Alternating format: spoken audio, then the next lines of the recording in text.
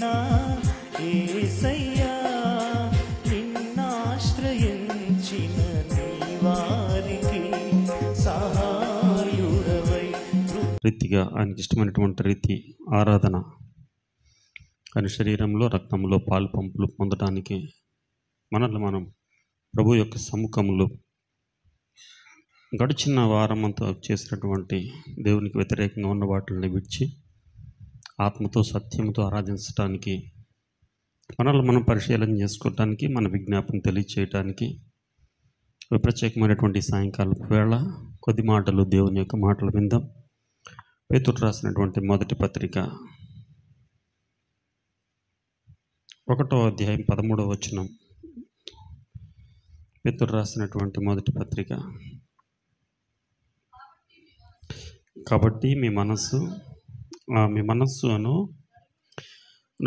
నడుము కట్టుకొని నిబ్బరమైన బుద్ధి గలవారై, యేసుక్రీస్తు ప్రత్యక్షమైనప్పుడు మీకు తేబడు కృప విషయమై చాలా పాస్టమ్ సంపూర్ణ నిరీక్షణ కలిగి ఉండుడి. చిన్న ప్రార్థన చేద్దాం. చిన్న మాట. దయగలిగిందేవా, మరొకసారి మిమ్మల్ని స్తుతించే అవకాశం ఇచ్చారు నాయనా. 2024 సంవత్సరం ఫిబ్రవరి మాసం మొదటి శనివారం మీ పాదాల చెంత ఉన్నాం, మీకు స్తోత్రం చెల్లిస్తున్నాం. ఈ శనివారం మా యొక్క విన్నపం, విజ్ఞాపన, మా యొక్క అవసరతలు, అక్కర్లు మాత్రమే కాదు, రేపు మా ప్రభు యొక్క శరీరంలో పాలు పంపులు పొందబోయే మునుపు మీ సముఖంలో మమ్మల్ని మేము పరిశీలన చేసుకొని మీకు ఇష్టమైన రీతిగా ఆరాధించడానికి కొద్ది నిమిషాలు వాక్య ధ్యానం చేయబోతా ఉన్నాం. మీ యొక్క సహాయం చేయండి. నన్ను మీ సులువు చాటును మరుగుపరచండి. మమ్మల్ని అందరినీ మీ ముఖ కాంతిలో మమ్మల్ని మేము పరిశీలన చేసుకుని మీకు ఇష్టమైన ఆరాధన జరిగించడానికి మీ వాక్కులు అందించండి. మీ వాక్కు ప్రకారంగా జీవించడానికి మీకు సహాయం చేయమని, సమస్త ఘనత, మహిమ, ప్రభావాలు ఆరోపించుకోమని యేసుక్రీస్తు నామమున ప్రార్థించి వేడుకుంటున్నాం తండ్రి, ఆమేన్. ప్రియమైన దేవుని బిడ్డలారా, గత ఆదివారం మనం పేతురు రాసిన మొదటి పత్రికలో ధ్యానం చేస్తూ వస్తున్నాం. సో దానికి సంబంధించి మరికొన్ని మాటలు ఈరోజు చూడటానికి ప్రయత్నం చేద్దాం. 13వ వచనంలో రాసినటువంటి మాట, కాబట్టి మీ మనస్సును నడుము కట్టుకొని నిబ్బరమైన బుద్ధి గలవారై. సో గత ఆదివారం నిబ్బరమైనటువంటి బుద్ధిని ఏ విషయాల్లో కలిగి ఉండాలి అనేటువంటి మాటను మనం ధ్యానం చేసాం. మీకు గుర్తుందనుకుంటున్నాను నేను. కనుక ఆ తదుపరి ఉన్నటువంటి వచనాన్ని మనం చూస్తున్నాం. యేసుక్రీస్తు ప్రత్యక్షమైనప్పుడు మీకు తేబడు కృప విషయమై సంపూర్ణ నిరీక్షణ కలిగి ఉండుడి. సో ఈ రాత్రి, ఈ సాయంకాలపు ఈ సమయంలో మనకున్నటువంటి సమయం ప్రకారంగా ఎంతవరకు చూడగలం అంతవరకు చూద్దాం. సంపూర్ణమైనటువంటి నిరీక్షణ కలిగి ఉండుడి. మరలా ఒకసారి మనం మీకు ఉపోద్ఘాతాన్ని తెలియజేస్తున్నాను. పేతురు గారు రాస్తున్నటువంటి మాట తన దేవుని యందు విశ్వసించిన ప్రజలకు రాసినటువంటి మాట, దేవుని బిడ్డలైనటువంటి వారికి వ్రాసినటువంటి ఈ మాట. కనుక నిబ్బరమైన బుద్ధి కలిగిన వారై, ఆ చక్కని మాట సంపూర్ణ నిరీక్షణ కలిగి ఉండుడి. మనందరికి బాగా పరిచయం ఉన్నమాట. నిరీక్షణ అన్నటువంటిది విశ్వసించు వాటి యొక్క నిజస్వరూపమై ఉన్నది. అది కూడా మనం చూసాం. కనుక మనం దేనికోసమైతే ఎదురు చూస్తూ ఉన్నామో అది నిరీక్షణ. ఎదురు చూడటం, మన వాడుక భాషలో అంటే ఎదురు చూడటం. సో విశ్వాస విషయంలో అయితే మనం నిరీక్షించటం, వెయిటింగ్ అంటాం. ఎలాంటి నిరీక్షణ అంటే సంపూర్ణమైనటువంటి నిరీక్షణ పరిపూర్ణం అవ్వాలి. అంటే దేనికోసమైతే ఎదురు చూస్తున్నామో అది వచ్చేంత వరకు వెయిట్ చేయాలి. మనకు చిన్న ఉదాహరణ చెప్తాను. మనం ఏదో గుంటూరు లేకపోతే ఎక్కడికి వెళ్ళాలనుకుంటాం. చాలాసేపు ఎక్స్ప్రెస్ బస్ కోసం ఎదురు చూసి గంట చూస్తాం, గంటన్నర చూస్తాం. ఇంకా రావట్లేదని పాసెంజర్ ఎక్కేసామనుకోండి, ఒక 2 అడుగులు వేయగానే వెనకాల ఎక్స్ప్రెస్ వచ్చింది. అప్పుడు ఎలాగుంటుంది మనకి? దాదాపు ఎన్నో బస్సులు వెళ్ళిపోతూ ఉంటాయి. ఇంకా విసుగొచ్చేస్తుంది. అలా కాదు, వచ్చేంత వరకు కూడా. నిరీక్షణ గురించి కూడా మరో చిన్న మాట చెప్తాను. మీకు గుర్తుందో లేదో, నేను వచ్చిన కొత్తలో చెప్పాను. మేము చదువుకున్నప్పుడు ఉన్నటువంటి హిందీ పాఠంలో ఉన్నటువంటి ఒక మాట, పితృభక్త బాలక్ కాసాబియాంక అని. నా అదృష్టం ఏంటంటే మీరు ఎప్పుడు తప్పు మర్చిపోవటం, నాకు మళ్ళీ చెప్పినా మీకు ఇబ్బంది లేదు. అది నాకు హ్యాపీయే. యుద్ధానికి వెళ్తారు. నాన్నగారు బయలుదేరినప్పుడు చిన్న పిల్లవాడు ఉంటాడు. అప్పటి కాలంలో యుద్ధాలు ఆ, నడిచేవాళ్ళు గుర్రాల మీద, తర్వాత సముద్రాల మీద పడవల మీద కూడా చేసుకునేవాళ్ళు.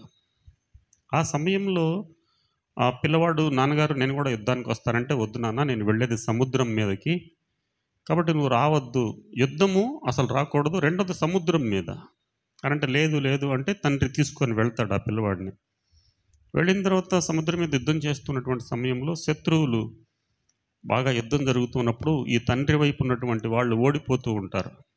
ఆ సమయంలో పిల్లవాడిని ఒక చిన్న పడవలో కూర్చోబెట్టి ఈ తండ్రి వేరొక పడవలో శత్రువుల మీదకి వెళ్తూ, నేను వచ్చే వరకు ఇక్కడే కూర్చున్నానా, ఎక్కడికి వెళ్ళొద్దు అని చెప్తాడు.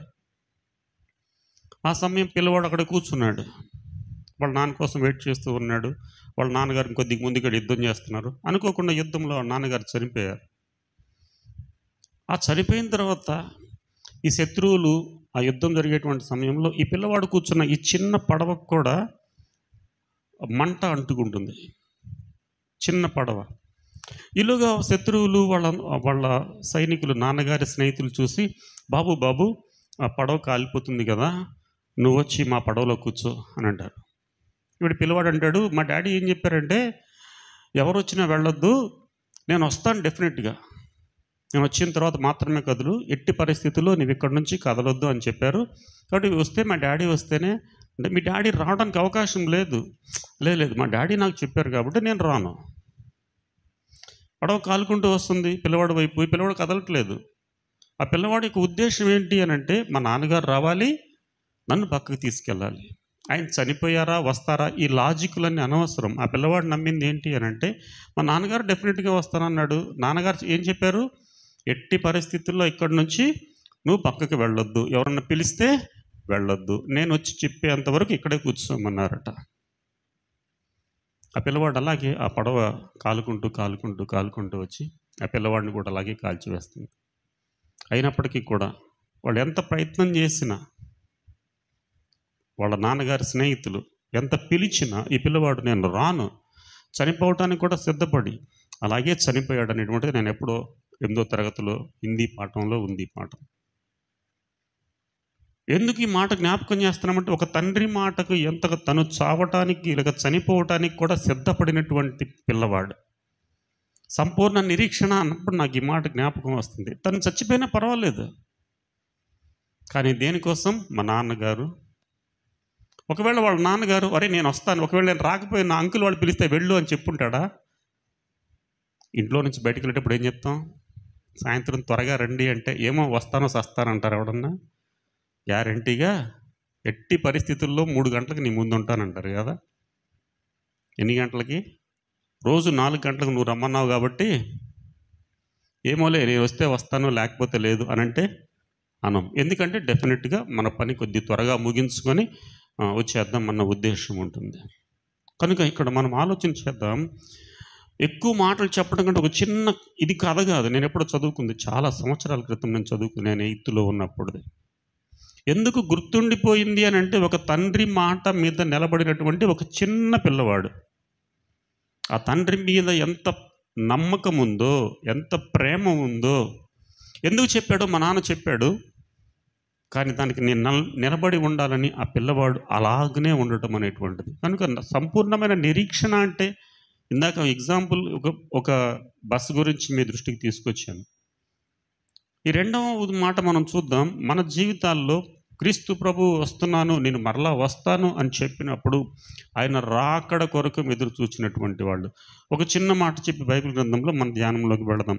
యేసు ప్రభు వారి లోకంలో 33.5 సంవత్సరాలు బ్రతికిన తర్వాత ఆయన చనిపోయే ముందు కూడా, సిలువ ముందు కూడా చెప్పాడు, నేను చనిపోతాను, 3వ రోజున తిరిగి లేస్తాను అని చెప్తే నమ్మారా?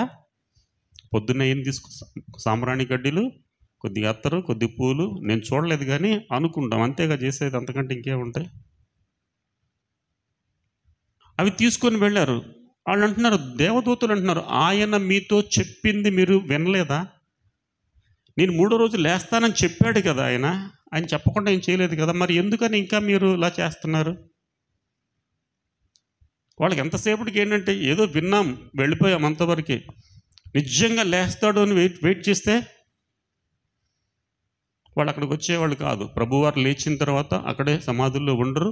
డెఫినెట్గా మనుషుల మధ్యలోకి వస్తారు, మనకు కనపడతారు. మనకు కనపడిన తర్వాత ఏం జరుగుతుందో అప్పుడు ప్రభువారు చెప్తారు అని చెప్పారు. ఆలోచన లేకుండా ఉండడం, సంపూర్ణమైన నిరీక్షణ లేదు, వినేది ఒకటే, దాన్ని ఆచరించడం అనేటువంటిది. మీకు గత ఆదివారం కూడా చెప్పాను, ఎగ్జామినేషన్ పేపర్లో పదే పదే పదే చెప్పిన లాస్ట్ సెకండ్లో ఇప్పుడేసి ఇస్తాను అని అంట. మనం మాట్లాడేది మాట్లాడుతూనే ఉంటాం, మనం చేసేది చేస్తూనే ఉంటాం కదా, అంతే కదా. ఏదైతే మాట ఇస్తామో దాని గురించి 2-3 మాటలు గ్రంథంలో నుంచి చూద్దాం. చూడండి ఒకసారి. పేతురు రాసిన మొదటి పత్రికలోనే మరొక మాట చదువుదాం. 3వ అధ్యాయం 15వ వచనం చదువుదాం. చూడండి, ఒక్క పేజీ తిప్పండి. నిర్మలమైన మనస్సాక్షి కలిగిన వారే మీలో ఉన్న నిరీక్షణ గూర్చి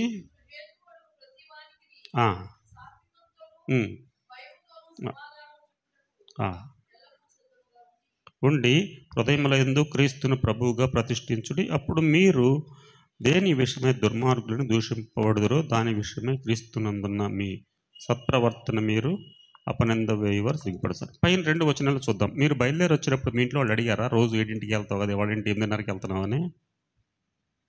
దారిలో వాళ్ళు అడుగుంటారు కదా. సహజంగా తెలియని వాళ్ళు అడిగారు అనుకోండి, ఇదేంటి ఈ టైంకి ఇంటికి వస్తారు, ఇప్పుడు వెళ్తున్నారు ఏంటి అని అంటే, అది నీకు తెలియదులే అని చెప్తామా? మనం ఏం చెప్తాం? ఈరోజు స్పెషల్ మీటింగ్ ఉంది. ఏంటో స్పెషల్ అంటే రేపు ఆరాధన చేయాలి, చేస్తే ఇవాళ లేట్గా వెళ్ళాలా. ఇలాంటి వాటికి మనం కోపపడకూడదు అని అంటున్నాడు. ప్రభు విషయంలో సాత్వికముతోనూ భయంతోనూ. ఈరోజు ఉదయం మా స్కూల్లో ఉన్నటువంటి ఒక సార్, సైన్స్ సార్కి దక్షిణ భారతదేశంలో ఉన్నటువంటి ఈ టీచర్స్ పిల్లలకి మోడల్స్ తయారు చేస్తారు. దాంట్లో 6 రాష్ట్రాల్లో సంబంధించి ఒక ప్రైజ్ వచ్చింది మా స్కూల్లో సార్కి. మండల్ లెవెల్లో ఆయన గెలిచారు, తర్వాత జిల్లా లెవెల్లో ప్రైజ్ వచ్చింది, రాష్ట్ర స్థాయిలో వచ్చింది. 6 రాష్ట్రాలు కలిపి దక్షిణ భారతదేశం సదరన్ స్టేట్స్ సైన్స్ ఫెయిర్లో ఆయనకి ఒక ప్రైజ్ వచ్చింది. సరే, ఆయనకి తెచ్చుకున్న ప్రైజు మళ్ళీ మా స్కూల్లో హెడ్ మాస్టర్ గారు ఇస్తున్నారు. ఆ సార్ నాకు చెప్పాడు, సార్ నాకు ఫోటో తీయండి సార్ అని. సరే, నేను ఫోటో తీయటానికి గిఫ్ట్ ఇస్తుంటే పక్క నుంచి వచ్చి నుంచుంటున్నారు జనాలు. ప్రైజ్ వచ్చింది ఎవరికి? ఎవరిని ఫోటో తీయాలి నేను? అప్పటికి నేను అసెంబ్లీ పిల్లలు దాదాపు 500 మంది పిల్లలు ఉన్నారు, దాదాపు 20 మంది స్టాఫ్ ఉన్నారు. ఆడు మెల్లిగా మా సార్ వైపు జరుగుతున్నాడు. నేను అన్నాను, అసెంబ్లీ జరుగుతుంది కదా, మీకు తెలుసు హై స్కూల్ దాదాపు 500 మంది పిల్లలు, ఇలా అంటే నేను ఇలా అనే కొంది వాడు ఇలాగ వస్తున్నాడు. ఆడి బాధ ఏంటంటే ఎట్టి పరిస్థితుల్లో సార్ తీసే ఫోటోలో నేను ఉండాలి అనుకోవడం. మీకు చాలా నవ్వుతున్నారు కానీ నేను చెప్పాను, గత వారం చాలా కోపం వచ్చింది నాకు. ఆయన 6 రాష్ట్రాలకు సంబంధించి పేపర్లో కూడా వచ్చింది, నిన్న మొన్న మీరు చూస్తే తెలుస్తుంది. అంకమయ్య గారు అని మా జడ్పీలో పనిచేస్తారు. నేను ఇంకక్కడే చాలా ఫేస్ అంతా సీరియస్గా పెట్టేసి ఆడిని ఏదో నోట్లో తిట్టుకున్నా, బూతులు కాదులే. ఆ విషయం మా ఎదురుగా ఉన్నటువంటి ఒక 8th క్లాస్ పాప చూసింది. అయిపోయి నేను క్లాస్కి వెళ్తుంటే అంటుంది, సరే మీరు చాలా శాంతంగా ఉంటారు కానీ కోపం వస్తే మిమ్మల్ని భరించడం కష్టమేనండి అంటుంది. ఎంతవరకు ఉంటుంది శాంతం? ఎంతవరకు ఉంటుంది? దానికి ఒక హద్దు ఉంటుంది, కానీ హద్దు ఉండాలి. ఎంతవరకు ఉండాలి అని అంటే అదే ఇక్కడ ఉదాహరణ చెప్తుంది. ప్రతి విషయంలో ఒక హద్దు ఉంటుంది, దేనికైనా అంటాం. క్రైస్తవుడికి హద్దు లేదు. ఆ మాటే ఇందాక మరొక ఉదాహరణ చెప్పాడు జాని. ఉమ్మేస్తే ఉచ్చుకుని వెళ్తామా? అంత సహనం ఉంటే ఇంతసేపు మనం మాట్లాడుకోవాల్సిన అవసరమే. కాలువలో ఊస్తేనే ఊరుకోం కదా మనం, మన మీద వేస్తే ఇంకెక్కడ ఊరుకుంటాం చెప్పండి. పొరపాటున మనం వెళ్ళేటప్పుడు ఎవడన్నా పాపం నిజంగా గొంతు బాగా ఊస్తేనే ఆ రోడ్లో ఉన్న కుక్కలు కోళ్ళు మొత్తం చచ్చి ఊరుకుంటాయి. కాబట్టి సంపూర్ణమైనటువంటి నిరీక్షణ అనేటువంటి విషయంలో ఈయన అంటున్నాడు. చూడండి అమ్మ, నిర్మలమైన మనస్సాక్షి కలిగిన వారై. మీకు ఒక సామెత చెప్పనా? నోటితో నవ్వుతారు, నొసలతో వెక్కిరిస్తారన్నమాట. ఎప్పుడన్నా విన్నారా? మీకు అలవాటు లేదు కదా తీసి.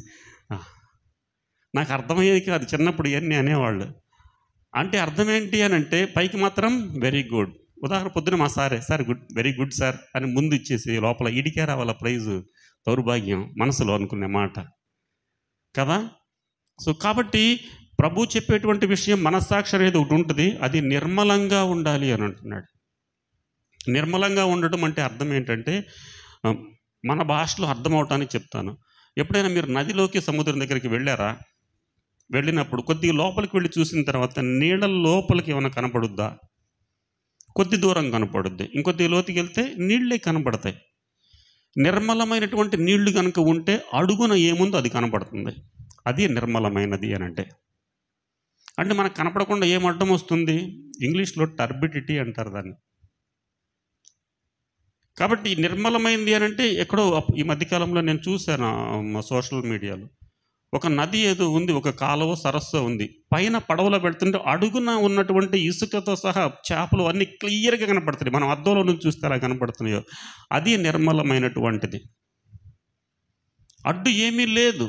నీకు నీ ప్రభువుకి మధ్యలో అలాంటి నిర్మలమైనటువంటి మనస్సాక్షి కలిగిన వారయ్యోనని అన్నాడు. కాబట్టి అలాంటి మనస్సాక్షి, చాలాసార్లు మనం అంటాం మనస్సాక్షి లేదా నీకు అని అంటాం. ఈ మాట ఎప్పుడంటామంటే, షాపింగ్కి వెళ్తారు కదా మీరు, షాపింగ్కి వెళ్ళినప్పుడు కష్టపడి దాన్ని ఎంతో 1000 రూపాయలు చెప్పిన దాన్ని మీ ఆడవాళ్ళు దాదాపు 200కో 300కో తెస్తారు. నాకు తెలిసి కూడా 1000 రూపాయలది 100 కూడా తెచ్చేవాళ్ళు ఉన్నారు. అది మీ టాలెంట్. పొరపాటునే నువ్వు 100 రూపాయలు ఇచ్చిన తర్వాత 90 రూపాయలు కాడ ఇచ్చాడు అనుకోండి పక్కన వాళ్ళకి, మీరేమంటారు? అడిగి మనస్సాక్షి 1000 అడిగినప్పుడు 100కు తీసుకున్నప్పుడు నీకు ఉందా మనస్సాక్షి? పోని బార్గెయినింగ్ మనం అనుకుంటాం, వాడికి అది వ్యాపారం అనుకోం మనం. ఇప్పుడు మనస్సాక్షి గురించి, ఎదుటివారి గురించి మనం చెప్తున్నాం, కానీ బైబిల్ గ్రంథం అంటుంది వాళ్ళు వాత వేయబడినటువంటి మనస్సాక్షి కలిగిన వారై విన్నటువంటి మాటలను అర్థం చేసుకోలేకుండా ఆచరించకుండా ఉన్నారు అని అంటున్నాడు. కాబట్టి నిర్మలమైన మనస్సాక్షి అని అంటే మనస్సులో ఒకటి పెట్టుకొని పైకి మాట్లాడేది. ఇందాక అందుకని మీకు ప్రారంభంలో చెప్పింది, నోటితో నవ్వడం, నొసలతో వెక్కిరించడం, మనసులో ఒకటి పెట్టుకోవడం, పైకి ఒకటి మాట్లాడటం. లోక సంబంధమైన విషయాల గురించి నేను మాట్లాడటం లేదు, కానీ దేవునికి సంబంధమైనటువంటి విషయాల్లో ఇంకొక మాట కూడా గుర్తు చేస్తాను. ఈ ప్రజలు తర్వాత సందర్భంలో వచ్చిదైనా ఈ సమయంలో మీకు మళ్ళీ గుర్తు చేస్తున్నాను. పెదవులతో నన్ను స్తుతిస్తారు కానీ వారి హృదయము నాకు చాలా దూరంగా అంటే ఎక్కడైనా దూరం అంటే ఎంత దూరం చెప్పండి? చాలా దూరంగా ఉన్నదాన్నే మైలు చాలా దూరం అండి అంటాను. మీరు ఏమంటారు? మీరు ఎక్కడగా వేస్తారు? మీ ఇల్లు మందిరం వెనకాలే కదా. దూరం అంటే మా సొంత ఊరు చాలా దూరం అండి, 3 గంటల ప్రయాణం ఉంది, అది దూరం. మా చుట్టాలు ఉన్నారండి వైజాగ్లో, ఒక రాత్రి అంతా ప్రయాణం చేయాలి, అది దూరం. ప్రభు అంటున్నటువంటి మాట దేవునికి దగ్గరగా లేదు. పెదవులతో మాత్రం స్తోత్రం ప్రభు, స్తోత్రం నాయన, దేవా దేవా నాయన ప్రభు. కానీ ప్రభు అంటున్నాడు, ఒకవేళ మీరు నన్ను చూసి ఒక భక్తిపరుడు అనుకోవచ్చు, కానీ నా హృదయం అనేటువంటిది ఎంత దూరం ఉందో ప్రభువుకి నాకు అది తెలుసు. కొన్నిసార్లు నేను మోసం చేసుకుంటే నేను దగ్గరగా ఉన్నాను అనుకుంటున్నప్పటికీ ప్రభువుకి తెలుసు ఎంత దగ్గరగా ఉన్నాను నేను దేవునికి అనేటువంటి విషయం. ఈ సమయంలో యోహాను సువార్తలో రాసినటువంటి ఒక మాట మనం చూడాల్సిన పని లేదు. యేసు తాను ప్రేమించినటువంటి శిష్యుడు అనే మాట మనం చూస్తాం. అదే గ్రంథంలో మనం చూస్తాం, దేవుడు లోకమును ఎంతో ప్రేమించను అనేటువంటి మాట. లోకం అంటే లోకములో ఉన్న ప్రతి ప్రజలను. మరి ఇక్కడేంటి యోహాన్ గారిని ఒక్కడనే ప్రేమించినట్టు రాసుకున్నాడు ఆయన అంటే? యోహాన్ గారు ఎలా ఫీల్ అవుతున్నాడంటే దేవుడు నాకు అంత దగ్గరగా ఉన్నాడని ఆయన ఫీల్ అవుతున్నాడు. యేసుప్రభు వారు కాదు. యేసుప్రభు వారికి అందరూ దగ్గరగానే ఉన్నారు, కానీ ఆయన సొంత అభిప్రాయం ఏమిటి అని అంటే నేను అంత దగ్గరగా ఉన్నాడు దేవుడు, నా ప్రభుకి నాకు మధ్య అంత దగ్గరతనం ఉంది అని అంటున్నాడు. నిజానికి ప్రభు దృష్టిలో అలా కాదు, ప్రతి ఒక్కరిది అదే స్థానం. యేసు ప్రభు యొక్క హృదయంలో ప్రతి మనిషికి, వాళ్ళు పాపులైనా మంచివాళ్ళైనా చెడ్డవాళ్ళైనా అందరినీ ఒకే విధంగా ప్రేమిస్తున్నాడు. అందుకే దేవుడు లోకమును ఎంతో ప్రేమించాను. మనకు తెలుసు కదా, గోరజాడ గారు చెప్పారు, దేశం అంటే బట్టి కాదోయ్. కనుక దేవుడు లోకమును అని అంటే, లోకం అంటే ఈ చెట్లు పుట్టలు రాళ్ళు రప్పలు కాదు, ఈ లోకంలో ఉన్న ప్రతి మనుష్యుని అంతగా. కాబట్టి నీకు నీ దేవునికి ఎంత దగ్గరతనం ఉందనేటువంటి విషయం ఆయన అదే నిర్మలమైనటువంటి మనస్సాక్షి కలిగిన వారై ఉండాలి అని అంటున్నాడు. నీ మనస్సాక్షిని గద్దించింది అని అంటున్నాడు. కొన్నిసార్లు మనం చూస్తాం, కండక్టర్ ఒక 10 రూపాయలు 100 రూపాయలు 50 రూపాయలు ఇచ్చేసాడు అనుకుందాం, మనం ఏం చేస్తాం? మీరు ప్రతిసారి మనం అంటున్నాను కానీ నేనేం చేస్తాను, గబుక్కుని తీసుకొని ఏం తెలియని వాళ్ళ జేబులో పెట్టేసుకుంటాను. మీరు మంచివాళ్ళు కాబట్టి ఏం చేస్తారు, 50 రూపాయలు ఎక్కువ ఇచ్చారండి అని అంటే అంటారా? ఎప్పుడన్నా మాకు రాలేదరండి సందర్భం అని అంటారా? అలా ఇచ్చిన తర్వాత ఎలా ఉంటుందంటే ఇక్కడ ఒక సంతోషం వచ్చింది, ఒక పక్క బాధ ఉంటుంది, అనవసరంగా 50 ఇచ్చానే అనేటువంటి ఫీల్ ఉంటుంది. కానీ ఇంకో పక్క ఏదో మనం ప్రపంచం అంతా జయించినంత ఆనందం. 50 రూపాయలు ఆడికే ఇచ్చాం, మందేం ఇవ్వలా.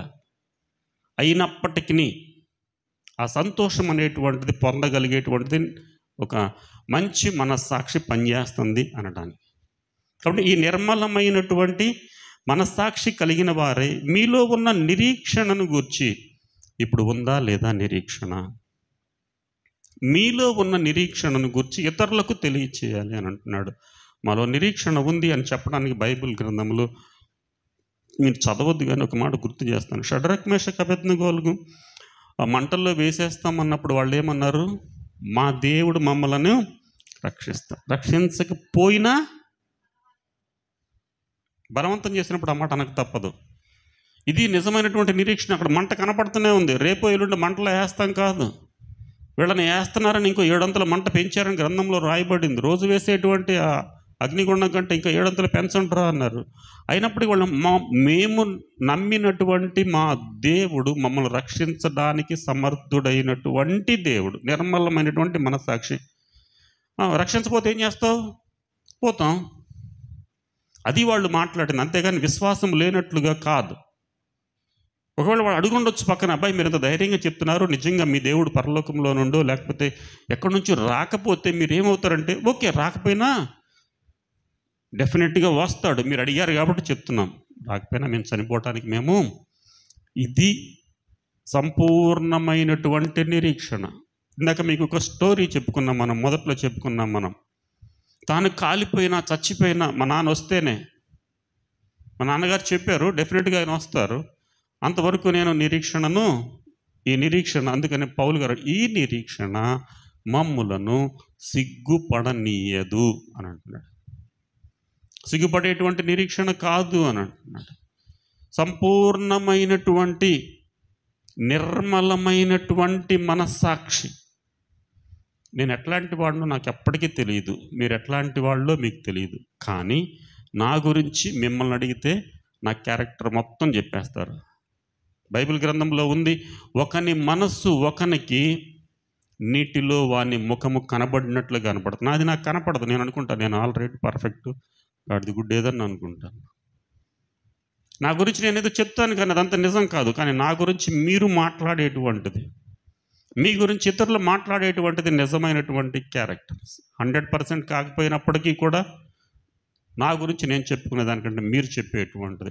అందుకే అంటున్నాడు, మీరు నిర్మలమైనటువంటి మనస్సాక్షి కలిగిన వారై మీలో ఉన్న నిరీక్షణను గూర్చి మిమ్మల్ని హేతువడుగు ప్రతివానికి నీ సాత్వికముతోనూ భయముతోనూ సమాధానం చెప్పుటకు ఎల్లప్పుడూ.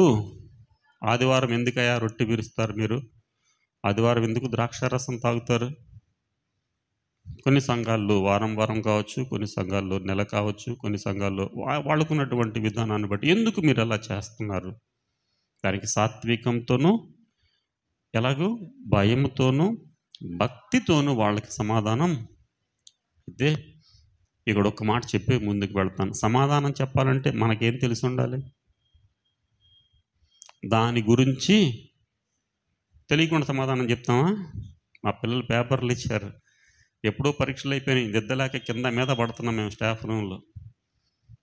పొద్దున ఒకసారి ఎత్తుకుతున్నాడు, ఈయన ఎట్లాగన్నా పాస్ చేయలేమని ఒక మాటను రాసేయడం చూడండి రా అంటున్నాడు. ఎట్లాగన్నా పాస్ చేయడానికి ఒక్క మాట అన్నా రాయాలేమో. ఎందుకంటే వాడికి తెలియదు, చెప్పినప్పుడు వినలేదు, పరీక్షలు అన్నప్పుడు చదవలేదు, రాయమన్నప్పుడు రాయలేదు. కాబట్టి చెప్పినప్పుడు డెఫినెట్గా వినాలి, అవసరమైనప్పుడు చదవాలి. అప్పుడు మాత్రమే, ఇందాక జానీ చెప్పాడు, ఇక్కడికి వచ్చి నిలబడడానికి ఎంతసేపు ప్రయత్నం చేస్తామంటే చివరి క్షణం వరకు, ఇక్కడికి వచ్చి మైక్ తీసుకునే వరకు దాన్ని ఫినిషింగ్ చేస్తూనే ఉంటారు. నేనే కాదు, ప్రతి ఒక్క దైవజనులు ఇక్కడ నిలబడేవాళ్ళు సిద్ధం చేసుకుని వచ్చిందంటే ఇంకా బాగా ఎలా చెప్పాలి, ఇంకా బాగా, ఇంకా ఎట్లాగా ప్రభువా ఇంకా సహాయం చేయి, ఇంకా వాళ్ళకి అర్థమయ్యేలాగా చేయాలి. ఏదో యాదృచ్ఛికంగా అలా వచ్చేసి ఇంట్లో కుండలో కూడేసుకొని తినేసినట్టు అవ్వదు ఇక్కడ వ్యవహారం. ఏదో చెప్పడానికి ఎంతో కొంత చదువుకొని ఉండాలి. ఎంతో చదువుకోవడం అంటే బయట చదువులు కాదు, బైబిల్ గ్రంథం చదువు ఉండాలి, బైబిల్ గ్రంథం గురించి కొంత అవగాహన ఉండాలి. అది చెప్పడానికి ఎదుటివారికి అర్థమయ్యే రీతిలో చెప్పడానికి ప్రయత్నం జరగాలి. అందువలన దేవుని గురించినటువంటి జ్ఞానం మనం తెలుసుకోవాల్సిన అవసరం ఉంది. అదే, అంతకంటే ఇంకేం లేదు. అంతసేపు జానీ చెప్పినా ఏం చెప్పినా ఏదో ఒక చిన్న మాట, ఒక మాట ఇతరులకు చెప్పగలిగేటువంటి స్థాయిలో ఉండగలిగితే ప్రసంగాలు చేయాల్సిన పని లేదు. సాధారణంగా ఇచ్చాపాటి మాట్లాడుకునేటప్పుడు సమయం సందర్భం వచ్చినటువంటి సందర్భంలో చాలాసార్లు మా మిత్రులు అడిగారు, మీరు పెట్టిన పలహారం మేము తినాలి, మేము పెట్టిన పలహారం మీరు తినరా? 2 పలహారాలే కదా. మనం కోప్పడాల్సిన అవసరం లేదు. వాళ్ళకి అర్థమయ్యే రీతిలో చెప్పడానికి ప్రయత్నం చేయాలి. వాళ్ళకి అర్థమయ్యే రీతిలో చెప్పాలి అని అంటే అలాగని వాళ్ళు దూషించమనా? కాదు సుమా, ఇది మేము ఆచరించే పద్ధతి, ఇది మీరు ఆచరించే పద్ధతి, అందువలననే. అంతే తప్ప వాళ్ళతో పోట్లాడాల్సిన పని లేదు, వాళ్ళని విమర్శించాల్సిన పని లేదు, వాళ్ళ గురించి చెడ్డగా మాట్లాడాల్సిన అవసరం లేదు. మనం అనుసరించేటువంటి విధానం అంతే. ఆ విషయం చెప్పడానికి సాత్వికముతో చెప్పాలి, వాళ్ళకి నెమ్మదిగా చెప్పవలసినటువంటి అవసరత ఉంది అంటున్నాడు. భయంతోనూ సమాధానం చెప్పుడు సిద్ధముగా ఉండుడి, మీ హృదయముల యందు క్రీస్తును ప్రభువుగా ప్రతిష్ఠించుడి. ఎవరున్నారు హృదయంలో? ఇప్పుడు అనేక సార్లు చెప్పిన మాట మళ్ళీ చెప్తున్నాను. అనేక సార్లు నేను మాటి చెప్పక్కర్లేదు, ఎందుకంటే ఏ రోజు ఆ రోజే మనకి మర్చిపోతాం కాబట్టి పర్వాలేదు. ప్రతిష్ఠించుట అని అంటే నిలుపుకోవటం. ఆ మాట చెప్పేటువంటి ముందు అది ఎలా సౌండ్ అయితే ఏమైందంటే చెప్పదలుచుకున్నది ఎక్కడికో వెళ్ళిపోయింది. నాలాంటి వాడికి మరీ కష్టం, రైట్. మనం అనేక సార్లు చెప్పిన మాట ఏమిటి అని అంటే, మనిషికి పరిగెత్తడం కష్టం, కూర్చోవటం చాలా తేలిక కదా. కాస్త కోలబడితే బాగుండు, కొద్దిసేపు కూర్చుంటే బాగుండు, కానీ మనస్సుకు నిలబడటం కష్టం. చాలాసార్లు చెప్పాను. అది నిరంతరం పరిగెడుతూనే ఉంటుంది. మీరు ఎప్పుడన్నా ఆలోచించండి. నేనేం ఫిలాసఫీ అని చెప్పట్లేదు, కానీ మన మనసులో నిరంతరం ఎవరో ఒకళ్ళ గురించి ఆలోచిస్తూనే ఉంటాం. భార్యో, భర్తో, ఉద్యోగమో, రాత్రిని ఒంటరిగా పడుకునే ఉద్దేశము, లేకపోతే అర్ధరాత్రి ఇంటికి ఎలాగెళ్ళాలని ఏదో ఒకటి. అది మంచి కావచ్చు, చెడు కావచ్చు. ఇక్కడ ఖాళీగా ఉంటుంది. ఎప్పుడన్నా అర్ధరాత్రి టాయిలెట్కి మెలకు వచ్చి లేచిన తర్వాత ఆ కాసేపు కూడా ఊరుకోదు మెడతాడు. వెంటనే ఏదో తెల్లవారు లేచి ఎన్ని గంటల లెగవాలా, లెగ్గలుగుతానా లేదా, మళ్ళీ కూర వండుకోరు, అన్నం వండుకొని పోవాలా, రావాలా, నేనే వండాలా, ఫ్రిడ్జ్లో ఉన్నది వేసుకోవాలా, అక్కడేమంటాడు బండి ఏదో ఒకటి. లేకపోతే ఎవరో ఫోన్ చేస్తారు, చుట్టాలు లేకపోతే తెలిసిన వాళ్ళు చెప్తారు. కంటిన్యూస్గా దీంట్లో ఏదో ఒక బ్యాక్ డ్రాప్లో రన్ అవుతూ ఉంటుంది. అప్పుడప్పుడు ఫోన్లో ఉంటుంది బ్యాక్ డ్రాప్లో యాప్స్ రన్ అవుతున్నాయి, మీ బ్యాటరీ అయిపోతుందని. ఈ బ్యాటరీ అయిపోవడానికి కారణం అదే. కంటిన్యూస్గా ఏదో ఒకటి నడుస్తూనే ఉంటుంది. అది వెదర్ ఇట్ ఈస్ కరెక్ట్, అది మంచిది కావచ్చు, చెడ్డది కావచ్చు. ఇంటికి వెళ్ళాక ఎప్పుడైనా ప్రయత్నం చేయండి, సరదాగా ఒక 5 నిమిషాల సేపు నా బుర్రలోకి ఏం రానివ్వను అనే ప్రయత్నం చేయండి. ఎవరైనా సఫలీకృతం అయితే నాకు చెప్పండి. అంటే ఏం లేదు, రాదు అని కాదు, వాళ్ళకి ఎలా వచ్చిందో నేను కూడా నేర్చుకుందామని, అంతకంటే మరేం లేదు. కాబట్టి ఇక్కడ అంటున్నటువంటి మాట ఏమిటంటే, మీ హృదయాలలో క్రీస్తుని మాత్రమే ప్రతిష్ఠించండి. తిన్నా, కూర్చున్నా, పడుకున్నా, లేచినా. మనం ఒకసారి ధ్యానం చేసాం, గత 2 సంవత్సరాల క్రితం ధ్యానం చేసాం ప్రార్థన గురించి, విజ్ఞాపన గురించి. కూర్చున్నప్పుడు, లేచినప్పుడు, పడుకున్నప్పుడు. ఈ 3 చేయకుండా జీవితంలో ఏమీ లేదు. కాబట్టి నిరంతరము మీ హృదయాల్లో క్రీస్తుని ప్రతిష్ఠించుకొనడి అని అంటే, ప్రతిష్ట అంటే నిలబెట్టడం, ఇక తప్ప ఏది ఉండదు. కాబట్టి పని చేసుకోవాలి, ఉద్యోగాలు చేసుకోవాలి, కుటుంబాలు నడుపుకోవాలి, అన్నీ జరుగుతూనే ఉండాలి. అయినప్పటికీ ఆ లోపల క్రీస్తు ప్రభుని ప్రతిష్ఠించుకోవాలి. ఒక ఎగ్జాంపుల్ చెప్తాను. బైబిల్ గ్రంథంలో మరణం చూడకుండా ఆకాశానికి వెళ్ళినటువంటి వ్యక్తి ఎవరో? ఆదికాండంలో హానోకు. అవును కదా. హానోకు ఏమీ ఒంటరిగా పెళ్లి చేసుకోకుండా, ఎవరికి సంబంధం లేకుండా ఎక్కడికో పోయి ఉండలేదు. సమాజంలోనే ఉన్నాడు, చిన్నవాడిగా ఉన్నాడు, పెద్దవాడయ్యాడు, పెళ్లి చేసుకున్నాడు, పిల్లల్ని కన్నాడు, వాళ్ళకి పెళ్ళిళ్ళు చేశాడు. ఇవన్నీ జరిగినప్పుడు కూడా క్రీస్తుతో తన యొక్క నడకను, క్రీస్తుతో తన సహవాసాన్ని విడిచిపెట్టలేదు. ఇది ప్రతిష్ఠించుకోవటం. కొన్నిసార్లు మేము మాట్లాడుతూ ఉంటాం, ఏమంటామంటే, ఎందుకు రాలేకపోయామంటే ఆ కుటుంబ విషయాలు, ఉద్యోగ విషయాలు. డెఫినెట్గా హానోకు ఉద్యోగం మీన్స్ ఆయన పనులు ఆయన చేస్తూనే ఉన్నాడు. సంసారం ఉంది, ఆయనకి పిల్లలు ఉన్నారు. ఆ పిల్లలకి సంబంధించినటువంటి పెళ్ళిళ్ళ విషయం కావచ్చు, జీవనాధారం విషయం కావచ్చు, ఉట్టి పుణ్యానికే భోజనం ఒకటి పెట్టడు కదా, ఆయన ఏదో ఒకటి చేయాలి కదా, ఉద్యోగమో వ్యాపారమో వ్యవసాయం ఏదో ఒకటి చేయాలి కదా. ఇవన్నీ చేసినప్పటికీ వీటికన్నిటే మించి ప్రభువుని అనుసరిస్తూనే ఉన్నాడు. కనుక ప్రభువుని అనుసరించడానికి, ప్రభు సన్నిధి రావడానికి, ప్రభువుకు దూరంగా ఉండటానికి ఉద్యోగమో కుటుంబమో ఇంకేదో ఒక సాకుగా చూపించడానికి అవకాశం లేదు. 26వ తారీఖున నేను ఒక సండే స్కూల్ ట్రైనింగ్కి వెళ్ళాను. నేను గుంటూరు వెళ్ళాను 26 మధ్యాహ్నం నుంచి ఫ్లాగ్ హాయిస్టింగ్ అయిన తర్వాత. అక్కడ అయిపోయిన తర్వాత ఒక వ్యక్తి నాతో మాట్లాడుతున్నాడు. నాకున్నటువంటి ఇబ్బందులను బట్టి నేను పరిచర్యకు రావడానికి అవకాశం లేదు. ఒక గంట ఇంటిని విడిచిపెట్టాలంటే అది నాకు వలన కాక దూరంగా వెళ్లకుండా దగ్గరే పరిచర్య చేసుకుంటున్నాను. ఒక 2-3 రోజులు ఇంటికి వెళ్ళకపోతే ఏమైపోతుందో నాకు తెలియదు. అన్ని సమస్యలు ఉన్నాయి. అయినప్పటికీ కూడా నాకు తెలుసు ఏం సమస్యలు ఉన్నాయో. నాకు మిత్రుడే. సో ఫ్యామిలీ విషయాలు కూడా, వ్యక్తిగత విషయాలు షేర్ చేసుకునేంత క్లోజ్నెస్ ఉంది. చాలా సంవత్సరాల నుంచి కలిసి పనిచేస్తున్నాం కాబట్టి. నిజమే, మనకు చాలా ఇబ్బందులు ఉండొచ్చు. ఉద్యోగ విషయం కావచ్చు, కుటుంబ విషయాలు కావచ్చు, ఆరోగ్య విషయాలు కావచ్చు, ఏమన్నా కావచ్చు. ఇవేమీ మనం క్రీస్తు ప్రభువుని దూరం చేయడానికి అవకాశం ఉండొద్దు అని చెప్తున్నాడు ఆయన. ప్రతిష్ఠించుకున్నట్లయితే, అది తప్ప ఇంకొకటి లేకపోయినట్లయితే. అందుకే మీ హృదయంలో క్రీస్తుని ప్రతిష్ఠించుడి అంట. దినవృత్తాంతాలు 2వ గ్రంథం 33వ అధ్యాయంలో రాసిన మాట మీరు తీయొద్దు. గుర్తు చేస్తాను నేను. మనష్షే రాజు అయిన తర్వాత విగ్రహాలన్నీ కూడా ఉన్నత స్థలముల మీద ఉన్నటువంటి విగ్రహాలన్నింటినీ పడగొట్టించి, దేవతా స్తంభములన్నింటినీ పడగొట్టించేసి, అక్కడ రాసినటువంటి ఒక మాట ఏమిటి అంటే, ఆ వచనాన్ని బట్టి నేను క్రీస్తు ప్రభువుని నమ్ముకోవడం జరిగింది. కారణం ఏంటంటే, విగ్రహాలను తీసివేయటం అంటే, ఆనాటి కాలంలో దేవతా స్తంభములు లేక విగ్రహాలు తీసివేశాడు. ఈరోజు మన హృదయాల్లో ఉన్నటువంటి విగ్రహాలు అదేమన్నా కావచ్చు, ప్రభువు కాకుండా ఉన్నటువంటిది ఉద్యోగం కావచ్చు, డబ్బు కావచ్చు, పిల్లలు కావచ్చు, వ్యాపారం కావచ్చు, ఏదైనప్పటికీ క్రీస్తు ప్రభు ప్రతిష్ట లేకుండా ఉన్నటువంటి ప్రతిదీ విగ్రహమే. దాన్ని ప్రతిష్ఠించుకున్నాం.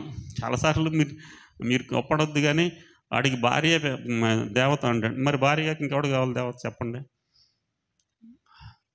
ఇక తప్ప వేరే లోకం లేదంటే పెళ్లి చేసింది మీరే. పెళ్లి చేసిన తర్వాత అదే విగ్రహం అయిపోయింది. దాన్ని పట్టుకుని మరి ఇంకెవరిని పట్టుకుని తిరగాలి చెప్పండి? నాకు అర్థం కాదు. చేసినంతా చేసి కారణం ఇక్కడ ఏమంటే, ఇక వాడికి ఇంకేం లేదండి, ఉద్యోగమేనండి, ఇక కుటుంబం పట్టదు, ఇంకేం పట్టదు. ఇంకొకడు వాడికి ఎప్పుడు డబ్బేనండి, ఇంకేం పట్టదు. వీడికి కుటుంబం లేదు, డబ్బు లేదు, ఇంకేం లేదండి, ఆడిపిచ్చ ఆడితేనండి.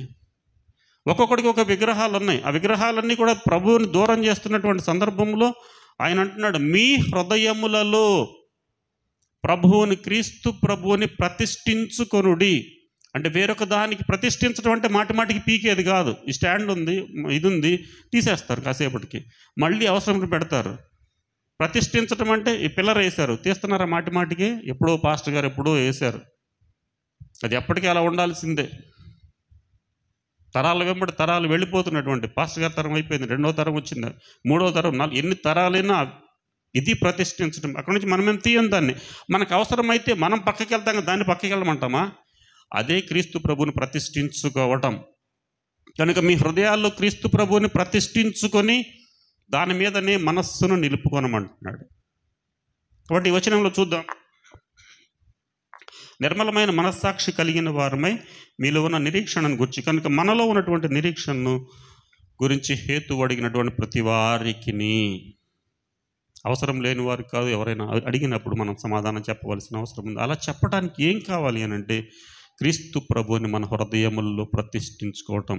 నువ్వు రక్షించబడటం నిజమే, నువ్వు సంఘంలో చేర్చబడటం నిజమే, కానీ క్రీస్తు ప్రభువుని నీలో ప్రతిష్ఠించుకుంటే పరిస్థితులు ఎలా ఉన్నప్పటికీ కూడా అలాగుననే, ఏదైతే మనం ఒక బాలుడి గురించి మనం విన్నాము స్టార్టింగ్లో, అలాగునే ఉండటానికి అవకాశం అనేటువంటిది ఉంది. మరొక మాట చూద్దాం, చూడండి, కొద్దిగా ముందుకు వెళదాం. తీతు పత్రిక చదువుదాం, 2వ అధ్యాయం 12వ వచనంలో మరొక మాట రాశాడు. తీతు పత్రిక జస్ట్ కొద్దిగా ముందుకు వెళ్ళండి, 198, 2వ అధ్యాయం 12వ వచనం చదువుదాం, చూడండి. మనము భక్తిహీనతను, ఇహలోక సంబంధమైన దురాశలను విసర్జించి శుభప్రదమైన నిరీక్షణ నిమిత్తము, అనగా చాలు ఇంకా కింద వచనం సరిపోతుంది. శుభప్రదమైనటువంటి నిరీక్షణ. ఇందాకేం నిరీక్షణ గురించి మనం చూసాం?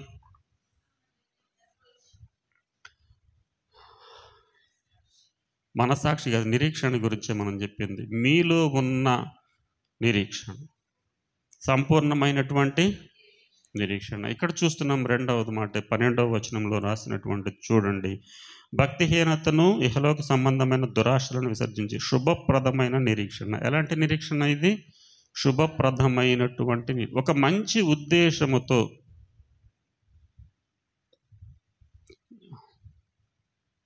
మీరు ఇంట్లో నుంచి బయటికి వెళ్ళేటప్పుడు మీకు ఎలాంటి అలవాట్లు ఉన్నాయో నాకు తెలియదు. నాకు తెలిసినటువంటి ఒకళ్ళు ఉన్నారు. బయటికి వెళ్ళాలంటే భార్య ఎదురు రావాలి. మంచిది, నేను తప్పు చెప్పట్లేదు, తప్పు అనట్లేదు, మళ్ళీ మీరు వేరే విధంగా అనుకోవద్దు. లేకపోతే ఏదో ఒకళ్ళు, ఇంకొకళ్ళు తెలుసు నాకు, వాళ్ళ ఇంటి దగ్గరలో ఒకళ్ళు ఉన్నారు. వాళ్ళ ఇంటి గుమ్మంలో నుంచి ఉంటే వీళ్ళు చుట్టూ తిరిగి వెళ్తున్నారు. నాకు అర్థం కాలేదు ఏంటి అంటే, వాళ్ళు ఎదురుగా ఉంటే వెళ్ళరంట. ఇంటి ఎదురు వెళ్ళాక మరి ఏం చేస్తారు? నువ్వు బయటికి వెళ్ళేటప్పుడు వాళ్ళకి ఏం తెలుస్తుంది? చాలా రకాలైనటువంటి విషయాలు ఉన్నాయి. ఇక్కడ ఏమంటుంటే అలాంటి నిరీక్షణలు కాదు ఇక్కడ. నా ఉద్దేశం ఏమిటి అని అంటే, నిరీక్షణ అనేటువంటిది శుభమైనటువంటి నిరీక్షణ. క్రీస్తు దేవుని నమ్మినటువంటి బిడ్డలకు ఉన్నటువంటిది శుభమైనటువంటి నిరీక్షణ. ఈ శుభప్రదమైనటువంటి నిరీక్షణలో మనం ఉండటానికి ఆయన 2 సూత్రాలు చెప్పాడు పైన. భక్తిహీనత, భక్తి లేకపోవటం కాదు. భక్తిహీనత అంటే ఈరోజు నింతున్న భక్తి రేపు ఎంత అలా అలా అలా అసలు తగ్గి ఎక్కడో ఒక చోట ఉంటుంది, కొద్దిగా ఉంటుంది, కానీ అది సరిపోదు. అందుకని మనం బుద్ధి లేని కన్యకులు అంటే వాళ్ళలో ఆయిల్ సరిపోలేదు అన్నాం, నూనె సరిపోలేదు అన్నాం. ఉంది, కానీ ఆయన వచ్చే వరకు అది సరిపోదు అని అంటున్నాడు. ఊరు వెళ్ళేటప్పుడు పెట్టుకుంటూ ఉంటాం. ఎన్ని రోజులు ఉండాలి? 3 రోజులు ఉండాలి. 3 ప్యాంట్లు 3 చొక్కాలు.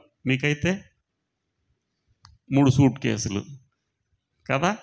తప్పేం కాదు, మంచి విషయమే అది. ఆ మాత్రం లేకపోతే ఎట్లా? కరెక్టే. ఎందుకు అన్నట్టు అన్ని సిద్ధం చేసుకొని వెళ్తున్నాం. లేదనుకోండి, నేను చెప్తూనే ఉన్నానా, టవల్ పెట్టుకోమన్నానా, పౌడర్ పెట్టుకోమన్నానా? సో ఏమి లేదు అని అంటే నిరీక్షణ అనేటువంటిది లేదు, ఎలాగుందనేటువంటి విషయం. కనుక ఇక్కడ బుద్ధి గల కన్యకల్లో ఉంది, కానీ భక్తి అనేటువంటిది తగ్గిపోతూ వస్తూ ఉంది. అది నిజమే, మీరు ఒప్పుకున్నా ఒప్పుకోకపోయినా. మీ గురించి ఎందుకు, నా గురించే చెప్తాను. మీకు చాలాసార్లు మళ్ళీ ఆ మాట వస్తుంది నాకు. రక్షించబడినటువంటి కొత్తలో 93లో నేను రక్షించబడింది.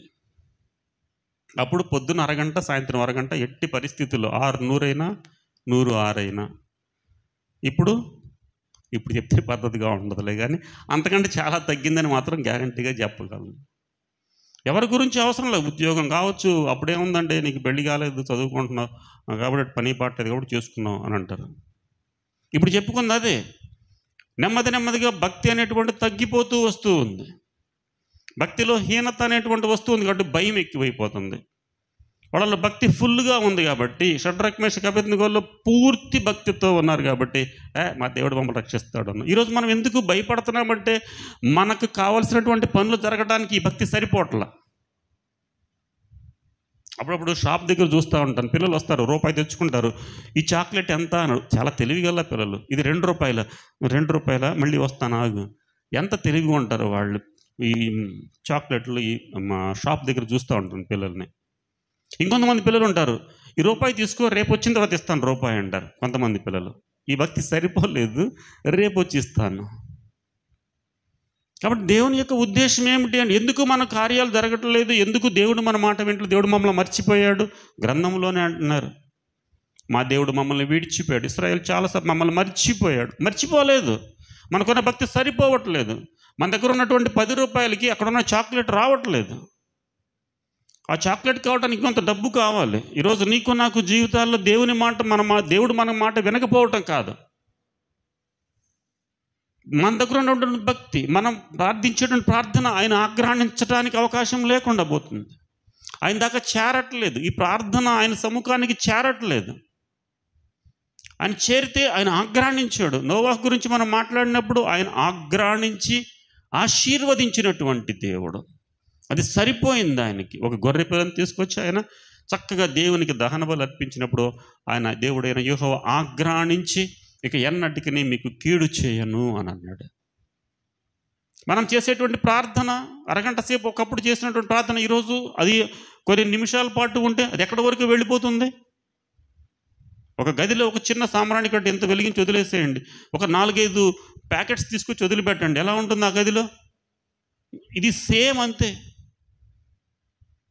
అది ఎంతసేపు ఉంటుంది? చిన్నది వెలిగిస్తే చిన్న ముక్క చేసి కొద్దిసేపు ఉంటుంది, మన ముక్కులకు తాకేలోపు అయిపోతుంది, పరిమళం యొక్క తెలియదు. ఎక్కువ కనుక మనం తీసుకొస్తే ఆహా ఎంత మంచి ధూప్ స్టిక్స్ తీసుకొచ్చి పెడితే, చిన్న విషయాలు మన ఇంట్లో జరిగే విషయాలు ప్రభు మాట్లాడుతూ అంటున్నాడు, భక్తిహీనత విడిచిపెడితే, భక్తిహీనతలో నుంచి బయటికి కనుక రాగలిగితే, భక్తిలో మంచి పవర్ఫుల్గా ఉండగలిగితే, సంపూర్ణమైన భక్తియు మాన్యతయు కలిగి అని అంటున్నాడు ఆయన.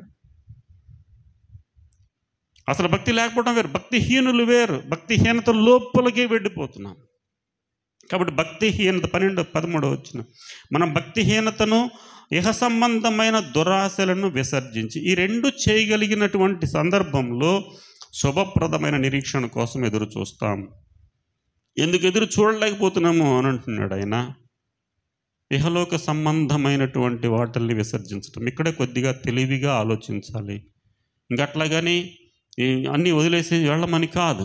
ఏది ఎంతవరకు మనకు అవసరమో అంతవరకే.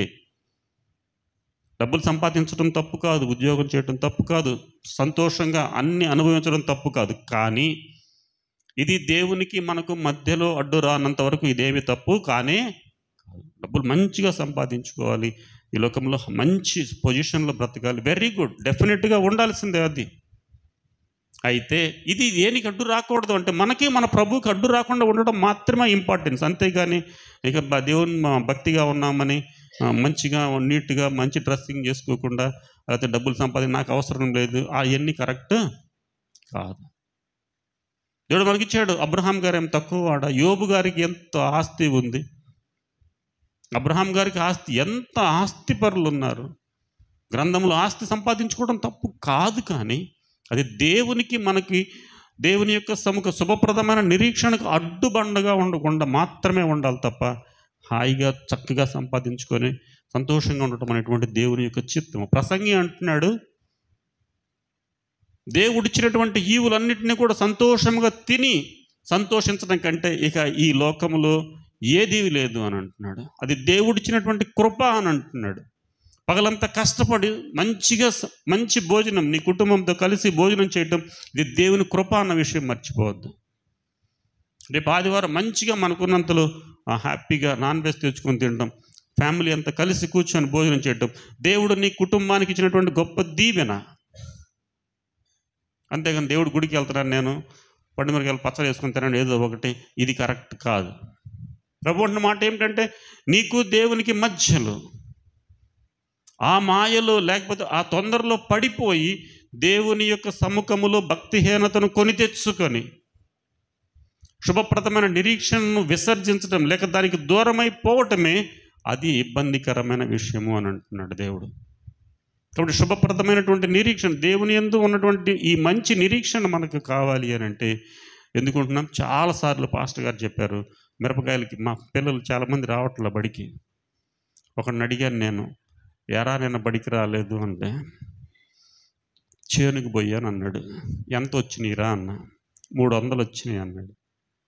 నేను అన్నాను, రేపు కూడా వెళ్ళు, 100 మీ ఇంట్లో ఇవ్వు, 100 నువ్వు ఉంచుకో, 100 నాకు ఇవ్వు, అలాగైతేనే చేనుకు పో, లేకపోతే బడిలోకి రా అన్న. ఆడు బడిలోకి వస్తాడా చేనుకి వెళ్తాడా? వాళ్ళమ్మకి ఇస్తాం, వాడికి ఇస్తాం హ్యాపీ, నాకు ఇస్తాం హ్యాపీయా? రేపు 500 వస్తే 1000 వస్తే 300 ఇవ్వాలి. మాస్టర్కి ఎందుకు వచ్చిన కావాలా? చచ్చినట్టు సోమవారం బడికి వస్తాడు. ఏ రోజు నేను చాలాసార్లు చెప్పాను, వెళ్ళండి, బడి లేనప్పుడు వెళ్ళండి రా, ఆదివారం వెళ్ళండి, మన సంక్రాంతి సెలవులు వచ్చినప్పుడు వెళ్ళండి, సంపాదించుకోండి. ఒక పిల్ల చెప్పింది, 8th క్లాస్ పిల్ల 2400 సంపాదించిందంట సెలవుల్లో. బడి ఎప్పుడు మానదు. పాస్టర్ గారు ఎన్నిసార్లు చెప్పారు 500 వస్తున్నాయని 1000 వస్తున్నాయని వెళ్తే నెక్స్ట్ హాస్పిటల్కి 2000 కట్టుకు పోలేదా అని అంటారు పాస్టర్ గారు ఎన్నిసార్లు. కనుక ఏమంటున్నాడంటే శుభప్రదమైన నిరీక్షణ పక్కన పెట్టేసేసి ఇహలోక సంబంధమైనటువంటి ఆశ, అమ్మయ్య కుటుంబం అంతా వెళ్తే ఎంత వస్తాయి? ఒకటికి 300, ఆడు 7th క్లాస్ వాడు, ఆడు 300, వాళ్ళ అమ్మ 300, 600 రూపాయలు. ఎడగొత్తాయి 4 దెబ్బలు తింటాం అంతేగా. ఇంకా మీరు మంచివాళ్ళు కాబట్టి, మీరు పనివంతులు కాబట్టి మీకు 500, 600 వస్తాయి. వాడు చిన్నవాళ్ళు అండి, 7th క్లాస్ పిల్లవాడు. కాబట్టి ఏమంటున్నాడంటే ప్రభువు యొక్క సముఖంలో భక్తిహీనతను విసర్జించేసేయమంటున్నాడు. భక్తిలో తక్కువ కానివ్వద్దు. రెండవది ఇహ సంబంధమైనటువంటి ఆశలను విసర్జించబడ్డాడు. 600 వచ్చేస్తాయి. నేను పనిచేసేటువంటి ఊర్లో బ్యారనీలు అని వెళ్తారు, పొగాకు బ్యారనీస్ కానీ ఈస్ట్ వెస్ట్ గోదావరిలోకి వెళ్తారు. ఒక 60-70 రోజులు ఉండి వస్తారు. నాకు తెలుసు, నేను ఒక 5-6 సంవత్సరాల నుంచి అక్కడ పనిచేస్తున్నాను కాబట్టి ఖర్చులన్నీ పోను ₹1,00,000 ఉంటాయండి వాళ్ళకి. భార్యాభర్త వెళ్తే 2 లక్షలు వచ్చేస్తాయి. ఏవి దారి ఖర్చులు అక్కడ వండుకున్నాయి కాకుండా. కాబట్టి వీళ్ళంతా రోజంతా వెళ్ళే కంటే కూడా ఒక 60 రోజులు, ఒక 70 రోజులు, ఒక 2.5 నెలలు ఉంటే ఆ నలుగురు వెళ్తే 4 లక్షలు వచ్చేస్తాయంటే నన్ను కూడా తీసుకెళ్తారంటారు. మీరేం చేస్తారు సార్ అక్కడికి వచ్చి? మీకు ముందు ఉద్యోగం ఉంది కదా. నాకు బాగానే వస్తున్నాయి కానీ ఆశ కదా. 2 నెలలు కళ్ళు మూసుకుంటాయి. ఏం కళ్ళు మూసుకుంటాం? రాత్రి ఏమన్నా తెల్లవారు ఒళ్ళు నాలంటోడు అసలు పనే చేయలేడు. అప్పుడు చేసాం. 30 ఏళ్ళ నుంచి ఉద్యోగం వచ్చిన కాబట్టి ఇంకేమన్నా చేస్తున్నావా? కాబట్టి ఏం చేయొద్దు అని అంటున్నాడంటే దేవుడు, మంచిగా పని చేసుకోండి. అందుకని 6 దినాలు పని చేయండి. 7వ దినం ఎక్కడ ఉండాలి? డెఫినెట్గా దేవుని సముఖంలో ఉండాలి. ఎందుకు అని అంటే నేను ఆ ప్రసంగం నేను జనవరి 1 రోజు రాజమండ్రిలో ఉన్నాను. ఆ రోజు జనవరి 1 నిర్గమాకాండంలో లేవిక్ సంఖ్యాకాండంలో రాసినటువంటి మాట సునాద సంవత్సరం గురించి మాట్లాడాను. మన దగ్గర మాట్లాడదాం అనుకున్నా, నాకు అవ్వలేదు. ఇంకొకసారి చూద్దాం, ఇంకొక వారం. 6వ సంవత్సరం పండినటువంటి పంట 8వ సంవత్సరం దాకా వస్తుందట. అది 6-7 సంవత్సరాలకి మొత్తం 7 × 7 7 కాలాలు 7 సంవత్సరాలు. 7 × 7 49 సంవత్సరాల తర్వాత వచ్చేటువంటి సునాద సంవత్సరం, జూబిలీ ఇయర్ అంటారు దాన్ని. దాని గురించి చిన్న ప్రసంగం ఆ రోజు చేయటం జరిగింది. దీని ఉద్దేశం ఏమిటి అని అంటే 7వ సంవత్సరం పంటను విడిచిపెట్టేసేయాలి, మీరు భూమిని వదిలిపెట్టేసేయాలి. దాని అర్థం ఏంటి? 6వ సంవత్సరంలో పండినటువంటి పంట 7వ సంవత్సరంలో తింటావు. 8వ సంవత్సరంలో పంట వేస్తే 9వ సంవత్సరంలో వచ్చుద్ది. జాగ్రత్తగా ఆలోచన చేయండి. ప్రతి 7 సంవత్సరాలకి భూమిని పండించకుండా వదిలిపెట్టేయమన్నాడు. అది ఒక కాలము. అలాంటి కాలాలు 7 7 × 7 49. 49 సంవత్సరాలు అయినాక వచ్చేటువంటిది 50వ సంవత్సరం. ఇప్పుడు ఒక 7 సంవత్సరాల గురించి ఆలోచిద్దాం. 7వ సంవత్సరం పంట విడిచిపెట్టాలి అని అంటే 6వ సంవత్సరం పండిన పంట 6వ సంవత్సరం తినాలి, 7వ సంవత్సరం తినాలి, 8వ సంవత్సరం కూడా తినాలి. 8వ సంవత్సరం పంట వేస్తే 9వ సంవత్సరం కూర్చుద్ది పంట. దేవుని ఆశీర్వాదం ఎంత ఆశీర్వాదం ఆలోచన చేయండి. ఒక సంవత్సరం పండినటువంటి పంట దేవుని సముఖములో దేవునికి ఇష్టమైనటువంటి బిడ్డగా భక్తిహీనతకు ఇదిగో ఇలాంటి వాటికి వెళ్లకుండా ఉంటే గనక ఎంత ఆశ్చర్యం చెప్పండి. ఆదివారం పనికి వెళ్ళటం వలన పాస్టర్ గారు చెప్పారు, బైబిల్లో ఉన్నదే పాస్టర్ గారు చెప్పింది. 500 సంపాదించి 1000 రూపాయలు అక్కడ హాస్పిటల్కి ఇవ్వడం కంటే 500 కాకుండా ఇక్కడికి వస్తే ప్రభు సముఖం, ప్రభువుకు దగ్గరగా ఉండటం అనేటువంటి విషయం విడిచిపెట్టడం గురించి ఆ రోజు మాట్లాడటం జరిగింది రాజమండ్రి విషయం. చూద్దాం, అది మరొకసారి ఎప్పుడైనా ప్రభు అవకాశం ఇస్తే ఆ మాటలు మనం సునాద సంవత్సరం గురించి మాట్లాడదాం. కాబట్టి ఇక్కడ చూద్దాం, చూడండి ఒక మాట. మనం భక్తిహీనతను, ఇహలోక సంబంధమైన దురాశలను విసర్జించాల్సిన అవసరం ఉంది. విసర్జించడం అంటే విడిచిపెట్టడం మనకు ఒక మాట చెప్పి నేను ముందుకు వెళ్తాను. ఇంకా అక్కడ విసర్జించడం అంటే అర్థం ఏమిటి అంటే, వాడుక భాషలో చెప్తున్నాను, విసర్జించిన దాన్ని మళ్ళీ మనము దాని వైపు చూస్తామా? ఇంకా నేను ఇంకా డీప్గా చెప్పడం బాగోదు. మనం విడిచిపెట్టినటువంటి వేరు, ఇక్కడ పెట్టేసి వెళ్ళిపోవడం, ఇది విసర్జించడం కాదు, ఇది మర్చిపోవటం. నాకు వద్దు అని విడిచిపెట్టినటువంటిది, మన శరీరం నుంచి బయటికి వెళ్ళినటువంటి దాన్ని మరలా మనము దాని వైపు చూస్తామా? చూడం. కాబట్టి వాటిని విసర్జించి అంటే మళ్ళీ వాటి జోలికి రానివ్వకూడదు. డిసెంబర్ 31 తారీఖు చేసినటువంటి తీర్మానాలు ఏమైతే ఉన్నాయో మళ్ళీ వచ్చే డిసెంబర్ 31 చేయకూడదు. అలా చేయకూడదు. వేరే క్రొత్తవి చేయాల్సిన అవసరం అయితే ఉంది. ఎందుకు అనంటే ఈ సంవత్సరం వాటిని ఫుల్ఫిల్ చేయాలి, వాటిని నెరవేర్చాలి. అందుకని గతసారి కూడా మీకు చెప్పాను, 31 రాత్రి నేను 31 ఇప్పుడు మాట్లాడినప్పుడు చెప్పాను మీకు, 25ను నేను తీసుకోవట్లేదు నిర్ణయాలు. ఎందుకు? సంక్రాంతి బాగానే మళ్ళీ 31 కోసం ఎదురు చూడటం, మళ్ళీ డిసెంబర్ 31 దాకా తీసుకుంటే డెఫినెట్గా చేయాల్సిన అవసరం అయితే ఉంది, వాటిని కట్టుబడి ఉండాల్సిన. అందుకని వీటిని విసర్జించడం అంటే మనసు వాటిని విడిచిపెట్టిన తర్వాత మళ్ళీ వాటి వైపు వెళ్లకుండా ఉంటాం. అందుకే దాన్ని కొద్దిగా స్మూత్గా రాశారు బైబిల్ గ్రంథంలో, కుక్క తన వాంతికి తిరుగునట్లుగా. కాబట్టి ఆ మాట వినటానికే మనకు కొద్దిగా ఇబ్బందికరంగా ఉంటుంది, మనం చూసాం కాబట్టి ఆ సన్నివేశాలు. ఆ 2 కనుక విడిచిపెట్టినట్టయితే శుభప్రదమైనటువంటి నిరీక్షణలో మీరు ఉన్నారు అనటానికి అవకాశం ఉంది. అది భక్తిహీనత లేకుండా ఉండాలి అని అంటున్నాడు. అదే సందర్భంలో మన జీవితాల్లో భక్తి తగ్గిపోతూ ఉంది. కారణాలు ఏమన్నా కావచ్చు, మీరు ఒప్పుకున్నా ఒప్పుకోకపోయినా మనందరి జీవితాల్లో భక్తి యొక్క శాతము తగ్గిపోతూ ఉంది. ఎంతవరకు మన మనస్సాక్షికి తెలుసు, నెమ్మదిగా దాన్ని తగ్గకుండా చూద్దాం, దాన్ని నిరంతరము పూర్తిగా ఉండేలా చూద్దాం. ఆ తర్వాత అన్నటువంటి మాట,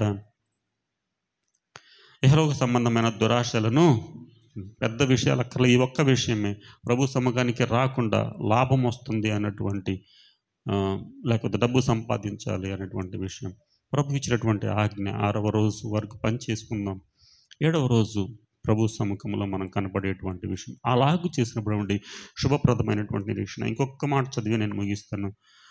దెస్సలోనికి రాసినటువంటి మొదటి పత్రిక, దెస్సలోనికులకు రాసినటువంటి మొదటి పత్రిక సారి తీయండి, ఈ మాట చెప్పి ముగించేస్తాను. 5:8, 5వ అధ్యాయం.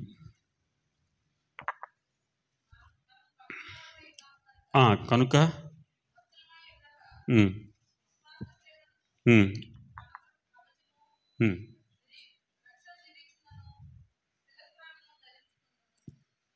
రైట్, 5:8 రైట్, మళ్ళీ ఒకసారి చూద్దాం. చూడండి, మనము పగటి వారమై ఉన్నాము కనుక మత్తులమై ఉండక విశ్వాస ప్రేమలను కవచమును రక్షణ నిరీక్షణయను శిరస్త్రాణమును ధరించుకుందాము. 2 మాటలు చెప్పి నేను ముగించేస్తాను. ఈరోజు ఆదివారం కొద్దిగా తక్కువ అయినందుకు మరి ఈరోజు తప్పదు, ఇది కంప్లీట్ చేద్దాం. ఈ ఒక్క మాట ఇక్కడ రాసినటువంటి మాట ఏమిటంటే, మనము పగటి వారము. మీకు కోపం వచ్చే ప్రశ్నే వేస్తున్నాను. పగలు ఎవరైనా నిద్రపోతారా? నిజం చెప్పండి, అన్నారు కానీ పోరా. రేపు చర్చి వదిలిపెట్టి నాకు మీ ఇళ్ళకి వస్తాను, నేను జాను చూస్తాను ఎంతమంది. మేము వస్తామంటే మెలుకుంటారేమోలే కానీ సడన్గా ప్రయత్నం 2:30, 3 అప్పుడు వచ్చామనుకోండి, ఏం చేస్తాను? ఎవరి దాకా ఎందుకు, నేనేం చేస్తాను? వెళ్ళి ఒక తిన్నామా, పడుకున్నామా. ఎందుకంటే ఆదివారం తప్ప పడుకోవడానికి వీలు కాదు కాబట్టి. డెఫినెట్గా మా నాన్న కూడా మొన్న ఫోన్ చేశాడు, ఎరా మొన్న ఆదివారం ఫోన్ చేశాడు, నేను వెళ్ళిన తర్వాత ఇప్పుడే వచ్చావా అన్నాడు. మళ్ళీ తర్వాత చేస్తే నువ్వు పడుకుంటావు కదరా. ఆదివారం ఏంటి, గుడికి వెళ్ళి రావటం, దానికి మించి మధ్యాహ్నం పూట పడుకోవడం. ఇక్కడ ఏమంటున్నాడు, చక్కని మాట ఏంటంటే, మనము పగటి వారము కనుక, పగటి వారంలో ఏం చేయకూడదు. మరి ఆదివారం ఎందుకు పడుకుంటున్నారు? సరే, ఒక అడుగు ముందుకేసా, ఇంక జాని తరఫున ఎంతకంటే నేనేం చేయలేను. కానీ ఆదివారం మందిరంలో ఎందుకు పడుకుంటున్నారు? సరే, ఎందుకు పడుకుంటున్నారు కూడా నా దగ్గర సమాధానం ఉంది. వారం అంతా కష్టపడతారు, కుంకుడుకాయలతో తలస్నానం చేసి శుభ్రంగా, ఇంట్లో అయ్యగారు బడాకాన తీసుకొస్తాడు. మీరు ఎలాగ వండేటప్పుడు ఉప్పు ఒకసారి, కారం ఒకసారి, పసుపు ఒకసారి, గ్రేవీ ఒకసారి, జస్ట్ టేస్టే చేస్తారు, మొత్తం అన్నం తినరు. కాబట్టి నేను అందుకని కోప్పడినా. జానీ అన్నాడు, సార్ ఏంటి సార్ అరగంట తీసుకున్నాడు జానీ, పాపం వాళ్ళ నిద్రావస్థ నేను చూడలేకపోతున్నాను, నా వల్ల కాదు, అందువల్ల నేను ముగించేస్తున్నాను, ఏం పర్వాలేదు జానీ, ఇంకో రోజు మాట్లాడతాను, వాళ్ళు వినేటప్పుడు నేను మాట్లాడతాను. నాకు ఇలా నిలబడి రోజంతా మాట్లాడటం నాకు బాధ కాదు. నా మనాన్ని నేను చెప్పుకొని వెళ్ళిపోవడానికి నేనేమన్నా రేడియో స్పీకర్నా? ఏమన్నా ఎవడన్నా వెనకపోయినా నువ్వు కట్టేసిన వెళ్ళిపోవడానికి? మీ మొహాలు చూస్తా చెప్తాను నేను. కాబట్టి పర్వాలేదు జానీ, ఇంకో రోజు తీసుకుని, అందుకని కొద్దిగా ఈరోజు ఎక్కువ సమయం తీసుకుని. కాబట్టి ఇక్కడ ఏమంటున్నామంటే, మనం పగటి వారం అంటే డెఫినెట్గా పగలు నిద్రపోదు. ఆ నిద్ర వేరు సుమా, మీరు నిజం అలా చేయకండి, రేపు పడుకోండి ప్రశాంతంగా, చర్చి నాకు వెళ్ళి పడుకోండి. కానీ ఇక్కడ ఉద్దేశం ఏంటంటే, మనము పగటి వారము అని అంటే వెలుగు సంబంధులము అని అర్థం. ఇక్కడ అది ఎఫెసీ పత్రికలో రాస్తారు. పగటి వారము అని అంటే వెలుగు సంబంధులు. వెలుగు సంబంధులైనటువంటి వాళ్ళు మత్తులై ఉండొద్దు. మత్తులు అంటే మీరు మందిరంలో పడుకునే మత్తు కాదు, అది విశ్వాస విషయములో మత్తులుగా మాంద్యులు అని అంటున్నాడు. మాంద్యులు అంటే మీకు మనం గత ఆదివారం చెప్పుకున్నాం, ఈడియట్స్ అంటారు. మీరు ఇంగ్లీష్లో తిట్టే తిట్టు కాదు, అది బుద్ధి తక్కువగా, ఐక్యూ లెవెల్స్ తక్కువగా ఉన్న వాళ్ళని ఇడియట్ అంటారు. ఆ ఈడియట్నే మనం ఒక బూత్ పదమో లేకపోతే ఇంగ్లీష్ తిట్టు అనుకుంటాం. కాదు, బుద్ధి స్థాయి తక్కువగా ఉన్నటువంటి వాళ్ళని ఈడియట్స్ అని అంటారు. కాబట్టి ఇక్కడ అంటున్నటువంటి మాంద్యులు అంటే నెమ్మదిగా స్పీడ్గా చేయలేనటువంటి వాళ్ళు, అనుకున్నంత స్థాయిలో లెవెల్ లేనటువంటి వాళ్ళు. కాబట్టి ఇక్కడ ఏమంటున్నాడంటే, మనము పగటి సంబంధులము కనుక మనం మత్తులమై ఉండదు. వెలుగు సంబంధులు ఎఫెసీ పత్రికలు మీరు తర్వాత చూడండి, అక్కడ రాసుంది. వెలుగు సంబంధులు అంటే పగటి వారు వెలుగులో ఉంటారు. ఈ విధంగా చెప్పాలంటే, ఇక మన భాషలో చెప్పాలంటే, మీరు క్రీస్తు సంబంధులు కనుక ఆత్మ సంబంధమైన విషయాల్లో మత్తులై ఉండకు అని అంటున్నాడు. అంతేకాని మీరు అనుకున్నట్టుగా మా మందిరంలో పగలు నిద్రపోవడం దాని గురించి సంబంధించినటువంటి విషయం కాదు ఇది. అలాగని నిద్రపోమని కాదు. ఇక్కడ రాసిన విషయం ఏమిటంటే, మనకేం రాస్తున్నాడు, మీరు వెలుగు సంబంధులు క్రీస్తు సంబంధులు కాబట్టి మత్తులై ఉండక. మత్తులై ఉన్న వాళ్ళు ఏం చేస్తారు, ఈ లోకంలో ఏం జరుగుతుందో తెలియదు. చాలాసార్లు చూస్తూ ఉంటాం, నిద్రపోయిన తర్వాత మన పక్కింట్లో ఏదో సంథింగ్ ఏదో జరుగుతూ ఉంటాయి. రాత్రి నువ్వు మెలకు లేదా, ఏమరా ఎట్ట పడుకున్నా నాకే తెలియదు, ఎక్కడ పడుకున్నాను నాకే తెలియదు. పగలంతా అలసిపోతాం, మన పనుల నిమిత్తమే, ప్రయాణాల నిమిత్తమే, మన ఉద్యోగాల నిమిత్తమే, మన వ్యాపారాల నిమిత్తమే అలసిపోయినటువంటి దేహానికి ప్రశాంతంగా నిద్రపోతాం, పక్కన ఏం జరిగిందో తెలియదు. అలాగుండొద్దు అంటున్నాడు. విశ్వాస విషయంలో, భక్తి విషయంలో అలాగుండొద్దు, అలర్ట్గా ఉండండి అని అంటున్నాడు. కానీ అంటున్నాడు రెండవ రాకడ గురించి స్టార్ట్ చేస్తాను అని అంటున్నాడు. రెండవ రాకడ గురించి స్టార్ట్ చేస్తే మీరు ఎంతమంది ఇక్కడ కూర్చుంటారో నాకు తెలియదు. రెండవ రాకడ గురించి మాట్లాడే సందర్భాలు అన్నీ కూడా అంత కఠినంగా ఉంటాయి. రెండవ రాకడ గురించి సూచనలన్నీ. అంటే మత్తులమై ఉండొద్దు అనే ఆత్మ సంబంధమైనటువంటి విషయాల్లో, లేక దేవుని సంబంధమైన విషయాల్లో మత్తులు అనే మాట కంటే మరొక మాట వాడతాను, నిర్లిప్తంగా ఉండటం, నాకెందుకులే అనుకొని వెళ్ళిపోవటం అనేటువంటి ప్రక్రియ. అలాగ మీరు ఉండకుండా రక్షణ అనేటువంటి రక్షణ నిరీక్షణను శిరస్త్రాణము. శిరస్త్రాణం అంటే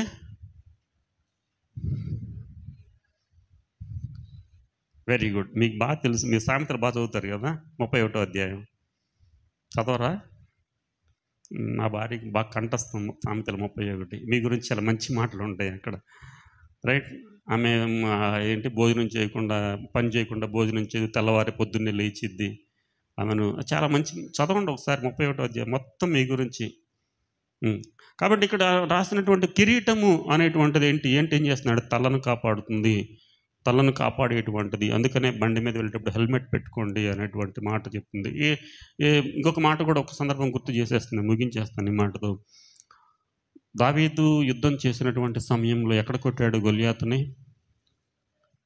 ఎక్కడ? నొస్సటం మీద. అందుకని తర్వాత వచ్చినటువంటి కిరీటాలకి ఎలా ఉంటుందో చూడండి. కిరీటానికి ఇక్కడ ఇలా వస్తుంది, బొట్టు ఆకారంలో. ఎక్కడ కొట్టారు? దావీదు కొట్టింది ఎక్కడ లేదో అక్కడే కొట్టాడు. ఒళ్ళంతా కూడా ఎన్నో కిలోలు బరువు ఉంటుందంట. మన గొలియాతు వేసుకున్నటువంటి అవన్నీ కూడా దావీదు వేసుకొని కుంగిపోయాడట, వాటిని మోయలేక. అంత బరువు ఉన్నటువంటి వాటిని ఇవేమీ కాపాడలేకపోయినాయి. కాపాడగలిగేది ఏంటి? శిరస్సు లేకుండా. కాబట్టి రక్షణ నిరీక్షణయను శిరస్త్రాణము నిరంతరము ధరించాలి. రక్షణ అనేటువంటిది మన జీవితాల్లో ఉండాలి. ఆ రక్షణను నిరంతరము కాపాడుకోవాలి. రక్షణ పొందడం ఎప్పుడైనా అడిగే అనుకోండి, మీరు కొత్త సంఘానికి ఎప్పుడు కొత్త చోటకి వెళ్ళినప్పుడు మీరు బాప్తిసం పొంది, ఇప్పుడేంటి ఎప్పుడో పొందాను, మరి ఇప్పుడు పరిస్థితి ఏంటి? ఆరాధనలో కొత్త వాళ్ళు వేయాలనుకున్నప్పుడు, రెగ్యులర్గా వచ్చాడు కొంతమంది, కొన్నిసార్లు టౌన్లో ఉన్నప్పుడు, కొత్త చర్చెస్కి ఆయా ప్రాంతాలకు వెళ్ళినప్పుడు ఆయా దైవజనులు అడుగుతారు, అయ్యా మీరు బాప్తిసం తీసుకున్నారా, రక్షణ పొందారా, ప్రతి వారం ప్రభు బలలో మీ స్థానిక సంఘములో చేయి వేస్తున్నారా? అయ్యా వేస్తున్నాను. అప్పుడు ఇవ్వడానికి అవకాశం. రక్షణ అనేటువంటి దాన్ని నిలుపుకున్నావా? మీరు తీయొద్దు. కానీ ఇంతటితో ముగిస్తాను. దావీదు అంటున్నాడు, ఒక చిన్న పొరపాటు, చిన్న పెద్ద నేను నిర్ణయించకూడదు. కానీ దావీదు ప్రభు చేతన ఒక పని చేసిన తర్వాత, తప్పు చేసిన తర్వాత, నాతాను ప్రవక్త చేత గద్దించబడిన వాడైన తర్వాత 51వ అధ్యాయంలో అని అంటాడు, నీ రక్షణ ఆనందము నాకు మరలా. దావీదుకి ఏమర్థమైందంటే, నేను చేసినటువంటి తప్పుకి నా రక్షణ అనుభవాన్ని పోగొట్టేసుకున్నాను. రక్షణ మొత్తం పోయిందని మీరు వేరుగా అనుకోవద్దు. నేను పాపములో పడిపోయాను, నీ రక్షణలో ఉన్న ఆనందాన్ని నేను కోల్పోయాను. కారణం ఏమిటంటే, నీ రక్షణకు సంబంధించినటువంటి రీతిగా నేను బ్రతకలేకపోయాను. నీవు పంపించావు నాతాన్ని, వచ్చి చెప్పినప్పుడు నా తప్పు నేను తెలుసుకున్నాను. నా తప్పు నేను తెలుసుకున్న తరువాత నీ రక్షణలో ఉండే సంపూర్ణమైన ఆనందాన్ని నేను పొందలేకపోతున్నాను. కాబట్టి ఇదిగో నా పాపమంతా పరిహరించి నీ రక్షణానందాన్ని నాకు మరలా పుట్టించుము. రెండోసారి తప్పు చేసిన తరువాత దావీదు అంటున్నాడు, నీ రక్షణానందం మరలా కావాలి నాకు. ఆనందాన్ని నేను కోల్పోయాను. నేనేం చేశానో నాకు తెలిసింది, ఎంత తప్పు చేశానో నాకు తెలిసింది. నిజంగా అలాంటి దైవజనులు ఉంటే మనం మందిరంలో ఉంటామా? నాతాను వచ్చాడు, అది నువ్వే. ఒక గొర్రెను తీసుకుని ఒకడికి 100 గొర్రెలు ఉన్నాయి, 1000 గొర్రెలు ఉన్నాయి. వాడొచ్చి ఒక చిన్న గొర్రె పిల్లని తీసుకొని తినేశాడు, చంపేశాడు. వాడికి ఏం జరగాలి అంటే, వాడు నిశ్చయముగా రాజుగారి మాట ఎలా ఉంటుంది, వాడు చావాల్సిందే, వాడు శిక్ష అనుభవించవలసిందంటే నువ్వే. పాస్టర్ గారు పొరపాటుని కాదు, అసలు పొరపాటును కూడా అనరు. దైవజనులు ఎప్పుడు కూడా ఎవరినో మనసులో పెట్టుకుని వాక్యాలు చెప్పరు. గ్రంథంలో ఉంటే మనం ఏం చేస్తాం? అందుకు నువ్వో నేను కనెక్ట్ అయితే మనం చేయగలిగింది ఏమీ లేదు. ఇక నా గురించే చెప్పాడు జాని అనుకుంటే నేను మందిరానికి వస్తాను రేపటి నుంచి. అలాగ ఉండకుండా బతుకు మార్చుకోవాలి తప్ప, ఇంకో చోట ఎక్కడైనా సరే దైవజనులు చెప్పినటువంటి మాట ఎవరిని కూర్చొని ఈరోజు మాస్టర్ కోసం ప్రసంగం చేయాలని కూర్చొని బైబిల్ ముందు వేసుకుంటాడా? ఏమన్నా 600 అని అక్కడ వచ్చినటువంటి వాక్యాన్ని, దేవుని వాక్యాన్ని ప్రకటిస్తారు. కాబట్టి నీ రక్షణ ఆనందమును నాకు మరలా కలుగు చేయమంటున్నాడు ఈ రాత్రి వేళ. రేపు ప్రభు సముఖములో ఆయన శరీరములో రక్తములో పాల్పంపులు పొందబోయే ప్రభువా, నీకు విరోధముగా నేను తెలిసి తెలియక చేసిన ప్రతి తప్పుని క్షమించి, మీరు ఇచ్చినటువంటి వాగ్దానం ప్రకారంగా ఆత్మతోనూ సత్యముతోనూ నిర్మలమైనటువంటి మనస్సాక్షిని కలిగి ఉండి, నా రక్షణలో నేను ఎక్కడైతే తప్పిపోయానో, మీరు ఇచ్చినటువంటి ఉచితమైనటువంటి రక్షణ పాత్రను నేను నిర్లక్ష్యం చేశానో, ఆ విషయంలో దయతో నన్ను మన్నించుమని మనల్ని మనం అని అంటున్నాడు నిర్గమాకాండంలో. మిమ్మల్ని మీరు పవిత్రపరుచుకొని 3వ దినమున మిమ్మల్ని ప్రభు ఎదుర్కొన్నట్టుకు రాబోతూ ఉన్నాడు. మిమ్మల్ని మీరే మీ బట్టలు ఉతుక్కొని పరిశుద్ధముగా రండి. ఆదివారం ఎందుకు వైట్ డ్రెస్ వేసుకుంటాం? మిగతా డ్రెస్సులు వేసుకొని రారా అంటే, వేసుకోవడం మంచిదా చెడ్డదా అనేది కాదు. ఒక పవిత్రముగా ప్రభువుని ఆరాధిస్తున్నాం, శారీరకంగా కూడా ఇండికేషన్ ఇస్తున్నాం, అంతే, అంతకుమించి ఏమీ కాదు. కానీ కాబట్టి మనకు మనమే ఎవ్వరు చెప్పొద్దు, నేనేం చేశాను ఈ వారం అంతా, ఈ నెల అంతా ప్రభుకి సంబంధించి నాకు ప్రభుకి వ్యతిరేకంగా చేసిన పెద్దదాన్ని మనకే మనం ఒప్పుకొని రేపు ఆయన సముఖములో, ఆయన పాత్రలో ఆయనకి ఇష్టమైన రీతిగా చేయవేయటానికి ఒక మంచి నిర్ణయం తీసుకుందాం. అటు కృప పరిశుద్ధ ఆత్మదేవుడు మనందరికీ అనుగ్రహించునుగాక. తల్ల వంచండి, చిన్న ప్రార్థన చేసి సమయాన్ని పాస్టర్ గారికి ఇద్దాం. 1 నిమిషం ఆలోచన చేద్దాం. గడిచిన మాసమంతా కూడా ప్రభు మనల్ని కాచి కాపాడు. 2023 దాటించాడు ప్రభు మనల్ని. 24లోకి ప్రవేశపెట్టారు. మొదటి మాసం అంతా కాపాడారు ప్రభు మనల్ని. ఇదిగో 2వ మాసంలో మొదటి ఆదివారం, మొదటి శనివారం సాయంత్రం ఉన్నాం. మొదటి ఆదివారం ఆయన ఎదుర్కోబోతూ ఉన్నాం. ఆయన శరీరానికి సాదృశ్యంగా ఉన్న పాత్ర